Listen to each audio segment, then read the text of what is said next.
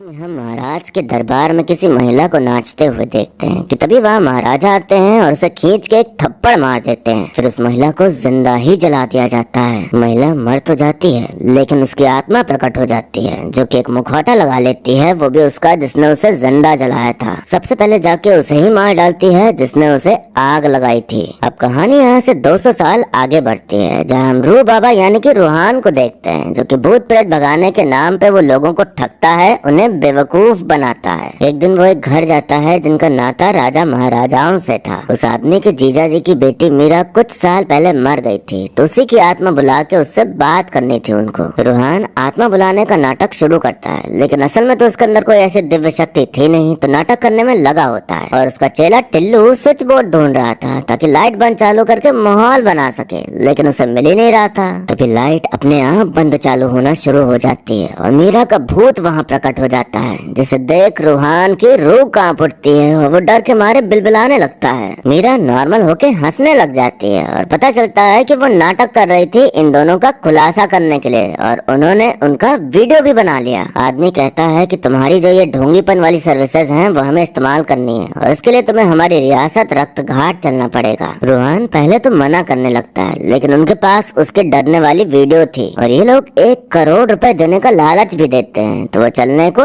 तैयार हो जाता है। रूहान उनके साथ पहुंच जाता है रक्त घाट में मौजूद उनके महल पर वो लोग महल में नहीं तबेले में रहते थे। महल में मंजूलिका नाम की भूत का साया था, तो वहाँ कोई नहीं रहता था और अब ये सब गरीब से भी ज्यादा गरीब हो चुके थे, क्योंकि सारी रियासत खत्म हो गई थी। तो रोकी सूखी खा के जिंदगी गुजर रही थी इनकी। गाय दूध नहीं देती थी बल्कि उसे दूध पिलाना पड़ता था, और राजा का एक अंग रक्षक था जिसकी खुद ही रक्षा करनी पड़ती थी। अब वहाँ आते हैं राज पुरोहित, जो कि बहुत बड़े ज्ञानी पंडित थे। वो रूहान को महल में ले जाकर एक फोटो दिखाते हैं, जो कि थी राजकुमार देवेंद्र नाथ की, जो कि हूबहू रूहान जैसा ही दिखता था। वो बताते हैं कि देवेंद्र नाथ की एक बहन थी मंजूलिका, जो कि राजा की एक लौती संतान थी। नृत्य कला में माहिर और युद्ध के मैदान में सर्वश्रेष्ठ, और निशाना उसका अचूक था। वो जानती थी कि आगे चलकर महाराज का सिंहासन उसी को मिलेगा, किंतु फिर महाराज को अपने एक दासी से पुत्र हुआ देवेंद्र नाथ। जब समय आया तो महाराज ने देवेंद्र नाथ को ही अपना उत्तराधिकारी घोषित कर दिया। उसी रात मंजूलिका ने अपने भाई को बड़ी क्रूरता से मार डाला। महाराज को जब पता चला तो उन्होंने मंजूलिका को मृत्यु दंड देने की घोषणा की और फिर उसे जिंदा जला दिया गया। सबको लगा कि उसका यही अंत है, लेकिन मृत्यु भी उसे रोक न पाई और भूत बनकर उसने महाराज को जलाकर मार डाला। मंजूलिका की आत्मा को रोकने के लिए मेरे पूर्वजों ने एक महायज्ञ के द्वारा पवित्र तेल उत्पन्न किया और कमरे के बाहर भैरव कवच लगा दिया, ताकि वो कभी बाहर ना आ पाए। भविष्यवाणी के अनुसार मंजूलिका का अंत करने के लिए राजघराने से ही कोई पुनर्जन्म लेगा और वही आकर दुर्गाष्टमी के दिन ये द्वार खोलेगा। अब तुम आए हो और तुम ही अंत करोगे मंजूलिका का। मीरा को इन सब बातों पर विश्वास नहीं था। वो तो बस इतना चाहती थी कि वो दरवाजा खुले और मंजूलिका की कहानी खत्म हो और इस महल को बेचकर अमीर हो जाए, जो कि करोड़ों में बिकती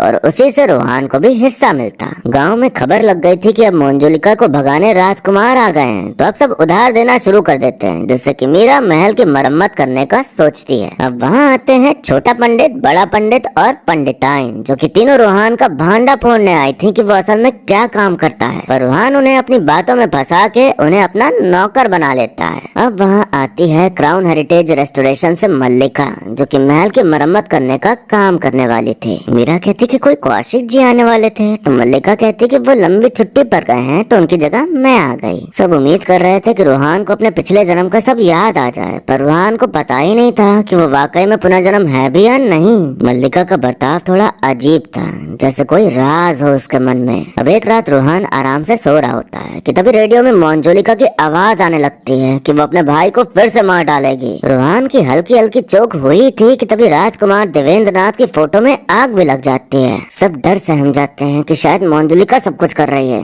लेकिन मल्लिका हंसते हुए कहती है कि इतना भी क्या डरना, सिर्फ फोटो ही तो जली है, असलियत में थोड़ी कोई जल गया है। अब वहाँ रूहान का चेला टिल्लू भी आ जाता है, जो कि बताता है कि हमने जिस क्लाइंट को चूना लगाया था वो एसीपी राठौर का भाई निकला, तो मैं भाग के यहाँ चला आया। रूहान सोचता है कि मीरा के पास उसका जो वीडियो है वो डिलीट हो जाए तो वो लोग अंडरग्राउंड हो जाएंगे, क्योंकि उसे मंजूलिका के चक्कर में नहीं पड़ना था। वो कैसे भी जुगाड़ से मीरा का फोन पा लेता है, तो वीडियो तो नहीं लेकिन उसे उसकी ही फोटोज दिखती हैं, जो कि मीरा ने छुप छुप के खींची थी। यहाँ उसे समझ आता है कि मीरा के दिल में उसके लिए कुछ कुछ है, और रोहान तो लड़का तो था ही, तो इतनी सुंदर कन्या से प्रेम बंधन में बंधने का विचार क्यों नहीं आएगा। तो इस भसड़ के बीच अब दोनों के बीच प्रेम कहानी शुरू हो जाती है। महल में एक महिला की पेंटिंग थी जिसने घूंघट कर रखा था, जो कि थी देवेंद्र नाथ की पत्नी मधुलिका देवी, जो कि थोड़ी बहुत मीरा जैसी ही लग रही थी। तभी दोनों को देखने मिलता है कि जिस कमरे में मंजुलिका बंद थी उसका ताला टूटा पड़ा है और अब मंजुलिका बाहर आ गई है। मंजुलिका उनके पीछे पड़ जाती है तो वो लोग अपनी जान बचा के भागते हैं, लेकिन घूम फिर के पहुंच जाते हैं उसके कमरे के पास और वहाँ खड़ी थी मल्लिका। मंजुलिका यही कहे जा रही थी कि यहाँ से चले जाओ, तो मल्लिका रोहान का हाथ पकड़ के उसे मंजुलिका के पास ले जाती है और फिर मंजुलिका को खींच के एक थप्पड़ मारती है। पता चलता है कि वो मंजुलिका नहीं पंडिताइन है, जो कि नौटंकी कर रहे थे और उसके साथ छोटा पंडित और बड़ा पंडित भी शामिल थे। वो लोग बताते हैं कि वो लोग हल्दी घाटी के बहरूपिया हैं। 2 साल पहले उनके गांव में बाढ़ आ गई थी, तो वो लोग वहां से निकले और रास्ते में उन्हें ये खाली महल दिखा। उन्हें मंजुलिका के भूत के बारे में पता था, लेकिन उन्हें कुछ नहीं दिखा, तो इन लोगों ने यही डेरा डाल दिया। उनका कहना था कि ताला पहले से ही टूटा पड़ा था, शायद जंग लगने की वजह से टूट गया होगा। हम लोग आराम से मंजुलिका के कमरे में रह रहे थे, लेकिन फिर तुम लोग आ गए हमारा घर उजाड़ने, तो फिर हम लोग लग गए तुम्हें भगाने में। रेडियो चला के पेंटिंग में आग लगा के तुमको डराया, गांव वालों के सामने तुम्हारा खुलासा करना चाहा, लेकिन तुम तस से मस नहीं हुए। पंडिताइन मल्लिका से पूछती है कि तुमको कैसे पता कि हम तुमको डरा रहा था। तो मल्लिका कहती क्योंकि मैं जानती हूँ कि तुम मंजुलिका नहीं हो। मीरा कहती कि इनके बारे में सबको बताना चाहिए, पर रोहान सोचता है कि ऐसे नहीं, अपने स्टाइल में बताऊंगा। अब कमरा तो पहले से खुला था और वहाँ मंजुलिका भी नहीं थी, तो रोहान मल्लिका से कहता कि आप मंजुलिका होने का नाटक कर लेना, फिर मैं सबके सामने मंजुलिका को भगाने का नाटक करके दरवाजा खोल दूंगा। दुर्गाष्टमी तक का इंतजार करने की जरूरत ही नहीं पड़ेगी। रोहान रूह बाबा बन के मंजुलिका को भगाने की प्रक्रिया शुरू करता है कि तभी लाइट बंद चालू होना शुरू हो जाती है, जो कि कर रहा था टिल्लू। कमरे के अंदर से मल्लिका डरावनी आवाज में बंगाली भाषा में बोलने लगती है कि मैं तुम्हें दुर्गाष्टमी के दिन मार डालूंगी, तुम्हें छोड़ूंगी नहीं। एक पल को तो रोहान भी डर जाता है कि कितनी रियल एक्टिंग कर रही है ये महिला, तो पर असल में वो रियल ही रूप में थी। मतलब इस वक्त वो मल्लिका तो बिल्कुल नहीं थी। रोहान दरवाजा खोलता है तो वहाँ कोई नहीं होता, तो सब सोचते हैं कि मंजुलिका भाग गई। पंडित जी नाराजगी जताते हैं कि दुर्गाष्टमी के पहले ही दरवाजा खोल दिया, तो मीरा कहते कि दरवाजा तो पहले से ही खुला था। तो पंडित जी कहते हैं कि इसका मतलब मंजुलिका पहले से ही बाहर आ चुकी है। तभी रेस्टोरेशन करते वक्त एक दीवार टूट जाती है और एक खुफिया रास्ता निकलता है। अंदर था एक और कमरा जिसे भैरव कवच से बंद किया गया था। अब इसके अंदर कौन बंद है ये किसी को नहीं पता था, तो पंडित जी कहते हैं कि मैं पता लगाता हूँ ग्रंथालय जाकर। पहला दरवाजा खुल गया था तो महल को बेचने के रास्ते खुल गए थे, पर अब ये दूसरा दरवाजा निकल आया, तो फिर से बाधा आ जाती है कि अब क्या करें। तो राजा साहब रोहान से कहते हैं कि अब तुम ही कोई रास्ता निकालो ना। रोहान कहता कि उसे भूत भगाना आता है, वो कर लेगा। तो राजा जी मान जाते हैं क्योंकि गरीबी अब उनसे झेली नहीं जा रही थी। रोहान जाके दरवाजा खोल देता है तो वहाँ से खूब सारे कौवे निकलते हैं। पंडित जी को आभास हो गया था दरवाजा खुलने का, तो वो आते ही रोहान पर गुस्सा करते हैं कि क्यों खोला दरवाजा। मुझे ग्रंथालय में पता चला कि महाराज की एक नहीं 2 पुत्रियां थीं, मंजुलिका और अंजुलिका। छोटी बहन अगर तूफान थी तो बड़ी बहन आंधी। अब ये दरवाजा भी खुल चुका है तो प्रलय आना तय है। अब घर में आती हैं सूर्यगढ़ की महारानी मंदिरा देवी, जो कि महल खरीदने आई होती हैं। मंदिरा रोहान से कहती है कि मैं आपका शुक्रिया अदा करना चाहती हूँ, अगर आप वो दरवाजा नहीं खोलते तो मैं यहाँ कभी नहीं आ पाती। रोहान डर के कहता कि क्या मतलब है आपका। तो मंदिरा कहती मतलब आपने दरवाजा खोला, मंजुलिका को भगा दिया, तब मैं यहाँ आ पाई महल खरीदने, समझे आप। मंदिरा मंजुलिका के कमरे में रहने की इच्छा जताती है, तो जब वो वहाँ जाती है तो उसे मिलती है मल्लिका। दोनों एक दूसरे को देखते ही एक दूसरे का गला दबाने लगते हैं, जैसे खून की प्यासी हो दोनों एक दूसरे की, और पूरे महल में कौवे मर के गिरने लग जाते हैं। इससे थोड़ा थोड़ा ये तो समझ आ जाता है कि कहीं ना कहीं ये दोनों मंजुलिका और अंजुलिका हैं। मरे हुए कौवे देख सब घबरा जाते हैं कि ये सब क्या अनर्थ हो रहा है, और राजा को चिंता थी कि अब महल कैसे बिकेगा। पंडित जी कहते हैं कि अब रोहान ही कुछ कर सकता है, वही मंजुलिका को मारेगा,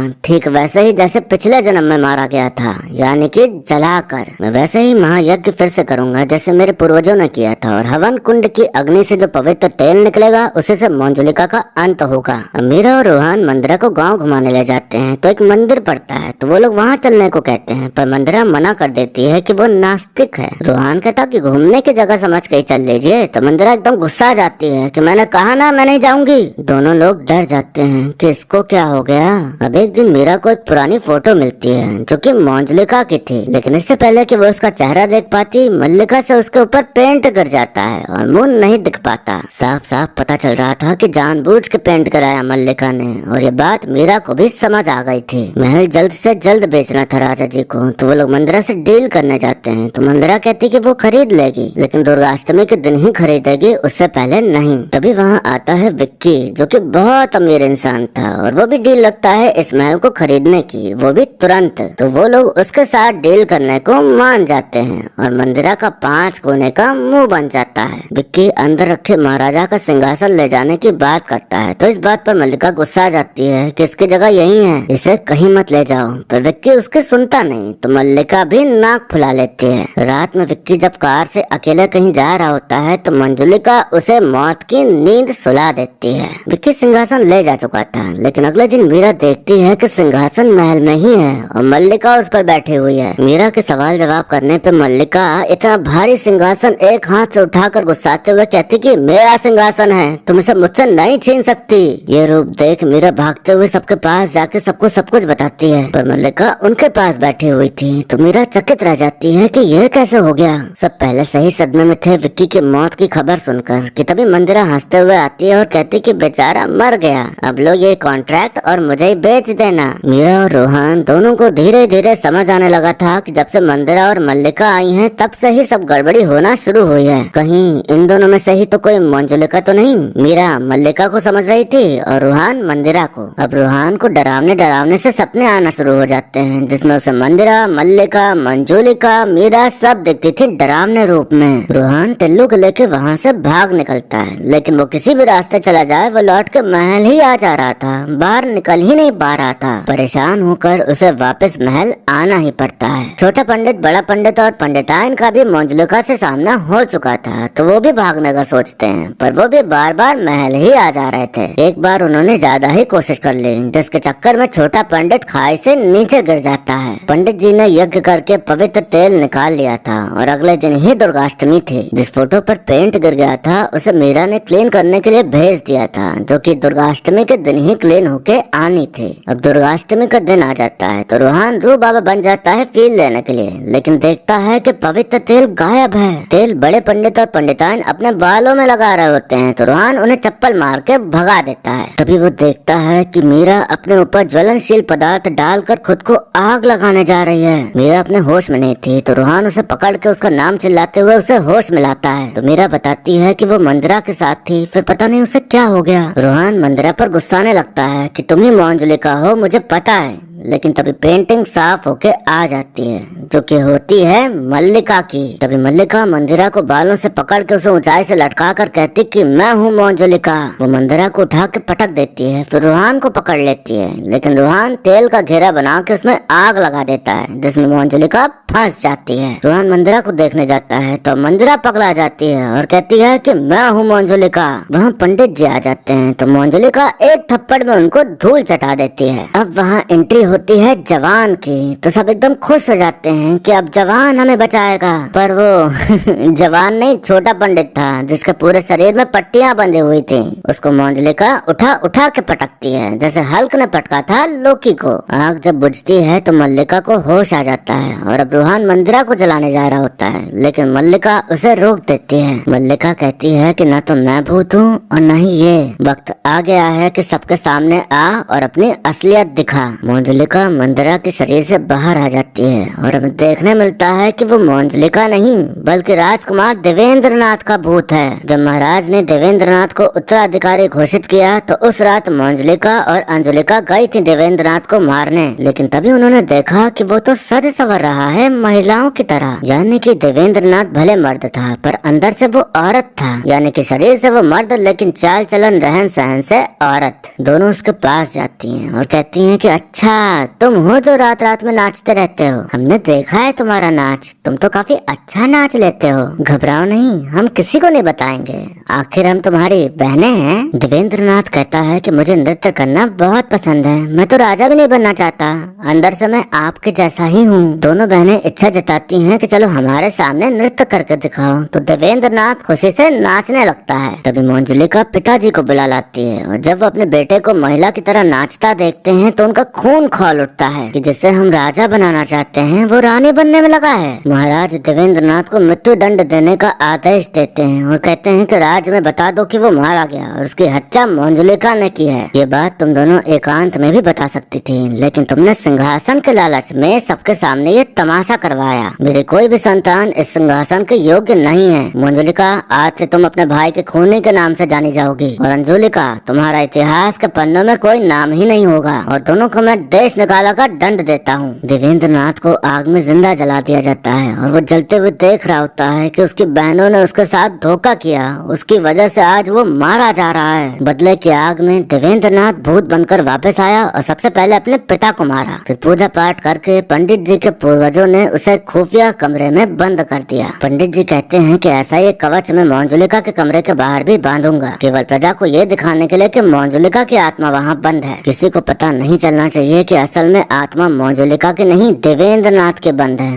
वो भी यहाँ पर। देवेंद्र नाथ कहता है कि जब मैं उस कमरे से बाहर आया तो तुम दोनों मेरे सामने थे। पहली रात को ही मार डालना चाहता था तुम दोनों को, लेकिन फिर सोचा कि तुम्हें भी वैसे ही मरना चाहिए जैसे मुझे मारा गया था। मैं बारी बारी तुम्हारे शरीर में घुसकर भूतिया हरकतें करवा रहा था तुम दोनों से, ताकि सबको लगे कि तुम दोनों ही भूत हो, फिर तुम्हें ये लोग जला के मार डालते। कोई बात नहीं, अब सब जिंदा जलेंगे। और इतना कह के वो हर जगह आग लगा देता है। देवेंद्र नाथ पवित्र तेल की बोतल तोड़ देता है और नाचने लगता है और फिर कहता कि पंडित कैसे बचाएगा इन सबको। जहाँ तेल गिरा था गलती से देवेंद्र नाथ वहीं खड़ा हो जाता है और मंदिरा और मल्लिका दोनों से आग लगाने जा रही होती हैं, लेकिन तभी मल्लिका रुक जाती है। उन्हें अपने पिछले जन्म का सब कुछ याद आ गया था कि उन्होंने क्या गलत किया था अपने भाई के साथ। तो मल्लिका कहती कि हमारा पुनर्जन्म अपनी गलतियाँ दोहराने के लिए नहीं, उसे सुधारने के लिए हुआ है। जलते तो हम थे तुमसे, पर हमारी जलन से सबने तुझे बेरहमी से जला दिया। तू तो हमेशा कैद में रहा, जीते जी आदमी के शरीर में और मरने के बाद उस दरवाजे के पीछे। हम तुझे समझ नहीं पाए, हमें माफ कर देना मेरे भाई। तू भले हमें जला दे मगर इन सबको जाने दे। देवेंद्र नाथ फूट फूट के रोने लगता है, जो कि अजीब लगता है कि भूत कैसे रो रहा है। पर इस चीज को इग्नोर करते हुए हम देखते हैं कि वो आग बुझा देता है। उसे समझ आ गया था कि उसकी बहनों को अपनी गलतियों का एहसास हो गया है, तब उसके बदले की आग खत्म हुई तो उसे मोक्ष की प्राप्ति हो जाती है और वो चला जाता है। आखिर में हमें बताया जाता है कि मल्लिका को बचपन से ही इस महल के सपने आते थे। वो जानती थी कि उसका इस महल से कोई न कोई कनेक्शन जरूर है, इसलिए उसने पुराने महलों का रेस्टोरेशन करना शुरू किया, इस उम्मीद में कि कभी ये महल भी देखने मिल ही जाएगा। मंदिरा कहती कि आई तो मैं किसी और काम से थी, लेकिन यहाँ आकर मुझे कुछ महसूस होने लगा। मेरा तो नाम भी मंदिरा नहीं है, एसीपी राठौर कहते हैं सब मुझे। वही एसीपी राठौर जो ढोंगी बाबा रोहान को ढूंढ रही थी। तो ये सुनकर रोहान तुरंत बेहोश हो जाता है और मूवी यहीं पर खत्म हो जाती है।